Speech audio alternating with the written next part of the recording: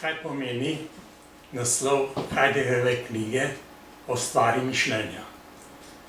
Dominik Smole, največji dramatik poleg Cankarja v 20. stoletju, je v drami Antigona zapisal tudi reklo: misel išče smisel.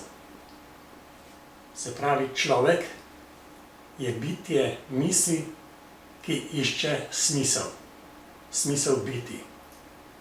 Potem je začel Heidegger razmišljati že v svojem zgodnjem, obenem pa največjem filozofskem delu Čas in bit. Tu se vpraša po smislu biti, po biti, ki ni nič bivajočega. Kajti, če gremo po vrsti, kamen je, ima bit, vendar bit ni kamen. Drevo je, ima bit, vendar drevo ni bit. Človek je, ima bit, vendar bit ni človek. In tudi Bog, če je, ima bit, pa vendar ni isto kot bit, kakor so najprej mislili. Recimo, znano je imenovanje Tomaža Akvinskega, kaj pomeni Bog. Bog je vrhovno bivajoče, ki je bit sama, bit z veliko začetnico. Heidegger bit piše z malo začetnico, kajti gre za bit človeka kot končnega smrtnega bitja. Biti pomeni živeti v stalni pripravljenosti na lastno smrt. Zato gre človeku v njegovi biti za to bit samo. Bit sama pa se kaže skozi eksistenciale, kot so skrb, odgovornost, krivda, vest. Krivdo čutim, če nisem na ravni svoje biti. In potem mi vest pač narekuje: bodi to, kar si. Se pravi, človek je preko smisla biti obrnjen proti prihodnosti kot bivajočnosti, kot bodočnosti. Zato je pri Heideggerju, za razliko od prejšnjih filozofov, bit neposredno vezana na čas in časovnost, na vse tri razsežnosti časa. Z vidika biti gre pač za preteklost kot bivšost, preteklost, ki še je, za prihodnost kot bodočnost, prihodnost, ki to bo, pa obenem že tudi tu je, in za sedanjost kot pričujočnost. Skupaj te dimenzije razsežnosti časa tvorijo celotno naravnanost človekove biti. In ta, če se vprašamo zdaj, kaj pomeni biti, kaj pomeni najprej beseda bit in kaj je smisel biti same, je pač naravnana na bodočnost in iz te bodočnosti potem izhaja orientacija. Smisel biti nam daje orientacijo. Če se ozremo nazaj v 19. stoletje, v 19. stoletju sta bila glavno delo in produkcija. To je pač Marxova misel preko njegove delovne teorije vrednosti in tako naprej. V 20. stoletju, v drugi polovici 20. stoletja se to še seveda še zmeraj ohranja, vendar samo kot ozadje. Ravno tako kot Nietzscheva misel iz konca 19. stoletja, ki za glavno izpostavi voljo do moči. Voljo do moči in organizacijo. Volja do moči je princip organizacije, kateri potem podleže recimo tudi Lenin, čeprav izhaja iz marksizma in iz dela, iz produkcije, je za njega glavna organizacija, partijska organizacija, organizacija delavskega gibanja. Kam potem situirati Heideggerja v tem kontekstu? Značilnost filozofov je, da prehitevajo svoje sodobnike. In Heideggerjeva misel, kljub temu, da je nastala in se razvija v 20. stoletju, je v bistvu filozofija 21. stoletja. Se pravi, 19. stoletje je stoletje produkcije, 20. stoletje je stoletje organizacije, 21. stoletje je pa stoletje orientacije. Organizacija in še prej produkcija sta seveda nujna podlaga tudi orientacije, tudi človekova življenja v 21. stoletju. Vendar produkcija in organizacija brez orientacije ne pomenita nič, sta slepi. Se pravi, vsi danes čutimo in iščemo, tako kot je rekel Dominik Smole, misel išče smisel. Iščemo orientacijo. Kako je prišlo zdaj do teh premikov? Gre za razumevanje biti skozi več kot 2000 let. Najprej vprašanje o biti postavi Parmenid 500 let pred našim štetjem in pravi, isto je misliti in biti. Se pravi, samo tisto, kar lahko mislimo, kar ima biti, je. Česar ni mogoče misliti, tega ni. Ni nič drugega kot nič. Se pravi, vsaka misel je že vnaprej usmerjena v smisel biti in smisel biti je pri Parmenidu istoveten s prisotnostjo prisotnega. Nekaj ima biti, če je prisotno. Platon se s tem ne strinja povsem in pravi, da je tudi tisto, kar ni čisto prisotno, na nek način vendar je deležno biti. Platon ne izhaja več iz prisotnosti, ampak iz navzočnosti navzočega. Zanj je navzočnost bivajoča z bivajočega, se pravi tisto, po čemer neka stvar sploh je biva. In sicer na podlagi idej. Platonova misel je misel o idejah. Gre za sodobno rečeno, pa vendar s Platonovimi izrazi, gre za ideologijo.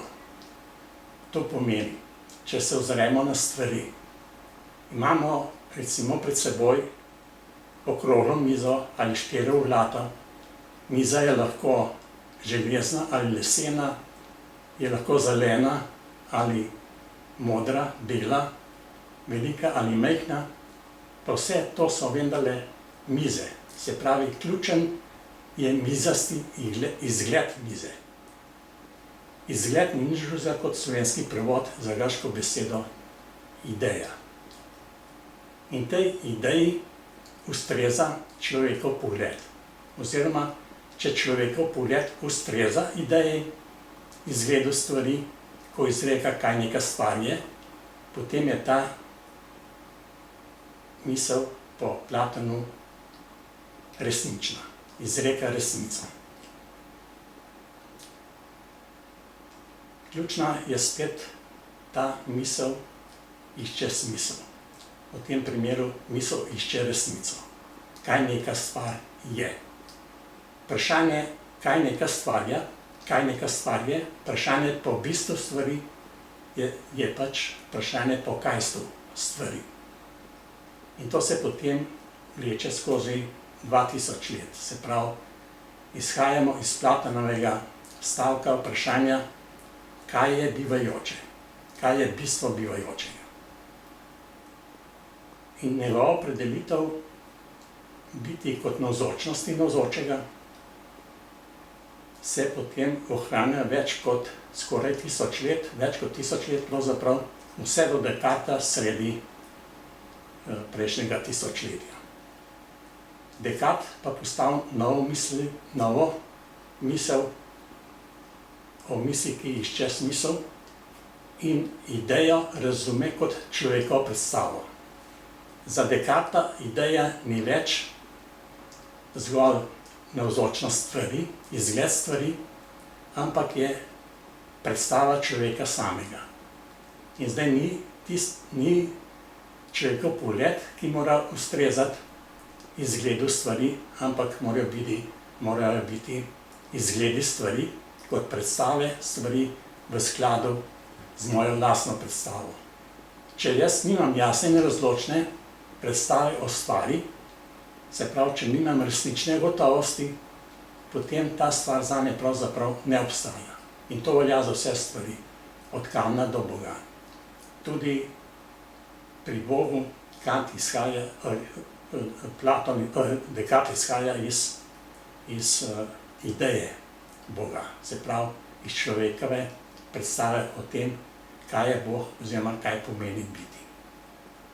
To se potem razvija in na podlagi tega razvijanja nastane sodobna znanost, ki izhaja pač iz idej kot invencij oziroma inovacij.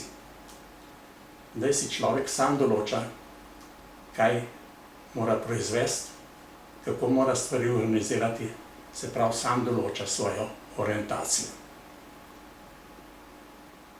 In to se potem zaostri pri Nietzscheju v 20. stoletju, ki to moč človeka predstave nad stvarmi samimi, se pravi moč ideje, tudi znanstvenih idej, formulira kot voljo do moči.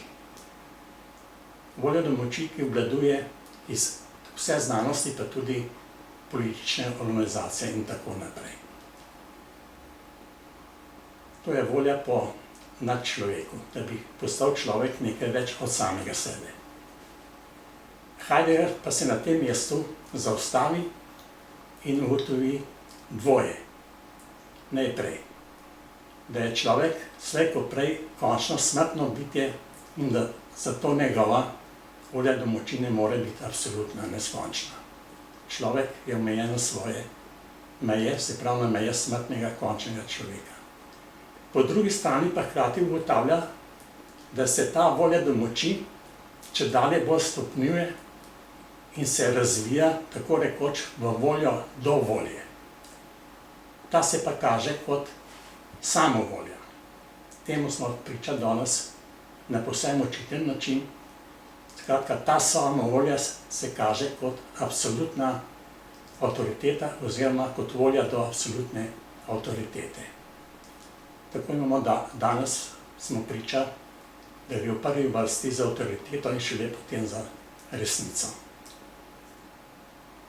Heidegger je nasproti temu postavil pač biti samo, iz katere izhaja zgodovinsko gledano od Parmenida do Nietzscheja in do sodobnosti ves ta razvoj, kakršnega sem pravkar prikazal.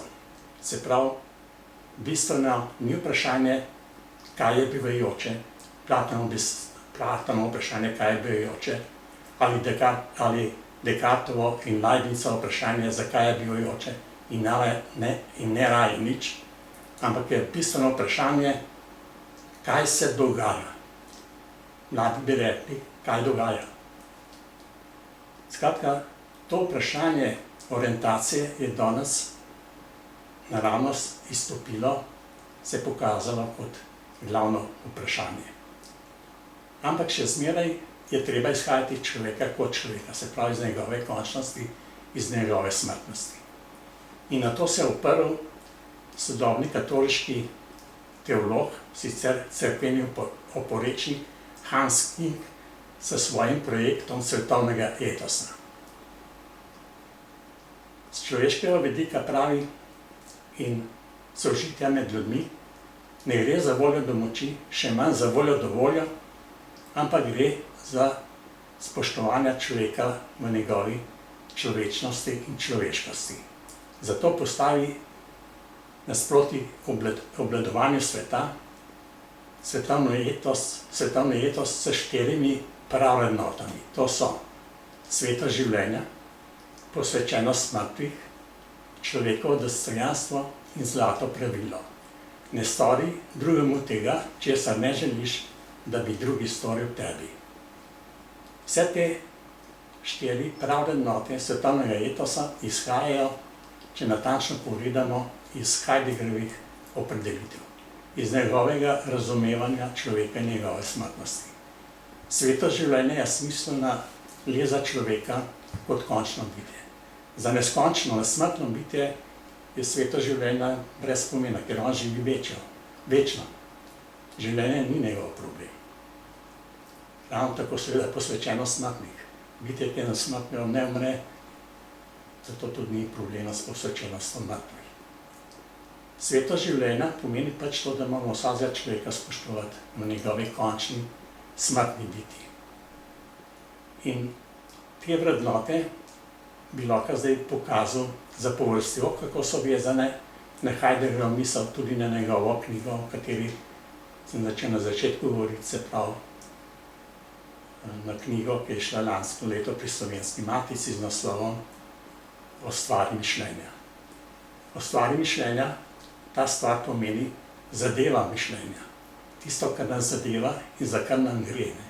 In spet smo pri Smoletu, se pravi pri misli, ki išče smisel.